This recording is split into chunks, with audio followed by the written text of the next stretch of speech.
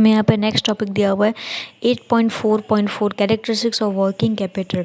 कि कैरेक्टरिस्टिक्स कौन से होंगे। फर्स्ट होगा short term capital. Working capital is an short term capital. हमारे पास जो वर्किंग कैपिटल होगा वो सिर्फ कुछ समय के लिए होगा, इसीलिए इसे शॉर्ट टर्म कहा गया है। हम investment in current asset in working capital debtors bill receivable short term securities are included in current asset. यानी कि इन्वेस्टमेंट जो हम कर रहे हैं करंट असेट पे, तो हमारे लिए जो वर्किंग कैपिटल होगा जैसे कि डेब्टर्स बिल रिसीवेबल ये भी शॉर्ट टर्म के लिए प्रोवाइड की जाएगी।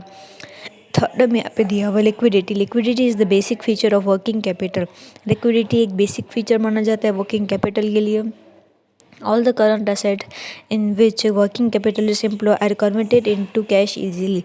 जितनी भी हमारी करंट असेट है उसे हम यहाँ पे वर्किंग कैपिटल से एम्प्लॉय करते हैं और यहाँ पे उसे कैश में कन्वर्ट इजीली कर सकते हैं।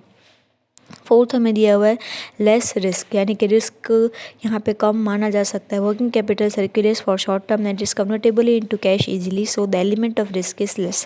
यानी कि वर्किंग कैपिटल है वो पूरा सर्कुलेशन में आता है, शॉर्ट टर्म के लिए होता है, इजीली हम उसे कैश में कन्वर्ट कर सकते हैं, इसलिए यहाँ पे एलिमेंट ऑफ रिस्क यानी कि रिस्क जैसे बात भी यहाँ पे कम हो सकती है। फिफ्थ यहाँ पे दिया हुआ है changing form. The form is constantly changing in which working capital is employ. Example raw material converted into semi finish goods and further into finish goods. Finish goods is converted into debtor, it is sold on credit and into cash if sold on cash basis. यानी कि changing form अलग अलग बदलाव हमें देखने को मिल सकते हैं। किस तरीके से हमारे पास जो फॉर्म है वो वर्किंग कैपिटल का अलग अलग एम्प्लॉय के थ्रू चेंज हो सकता है। कैसे, जैसे कि यहाँ पे दिया हुआ है रॉ मटेरियल। रॉ मटेरियल को हम सेमी फिट्स गुड्स में कन्वर्ट कर सकते हैं, उसके बाद हमें फिनिश गुड्स में कन्वर्ट कर सकते हैं। ये फिनिश गुड्स हम यहाँ पे डेब्टर्स के लिए जाएंगे, अगर वो क्रेडिट पर ख़रीदता है तो डेब्टर्स क्रेडिट किए जाएंगे, या फिर वो कैश में सोल्ड किया जाता है तो कैश बेसिस पे उसे देखा जाएगा। नेक्स्ट यहाँ पे दिया हुआ है to pay day to day expenses, यानी कि रोज़ के जो लेबर वगैरह हो गया या छोटे मोटे खर्चे स्टेशनरी वगैरह हो गए, तो वो डे टू डे एक्सपेंस भी हमें पे करने पड़ेंगे। Working capital is require constantly to pay day to day expenses, यानी कि डे टू डे एक्सपेंसेस के लिए उनके पास कैश अवेलेबल होना ही चाहिए, क्योंकि ये खर्चे तो रोज़ होने ही वाले हैं।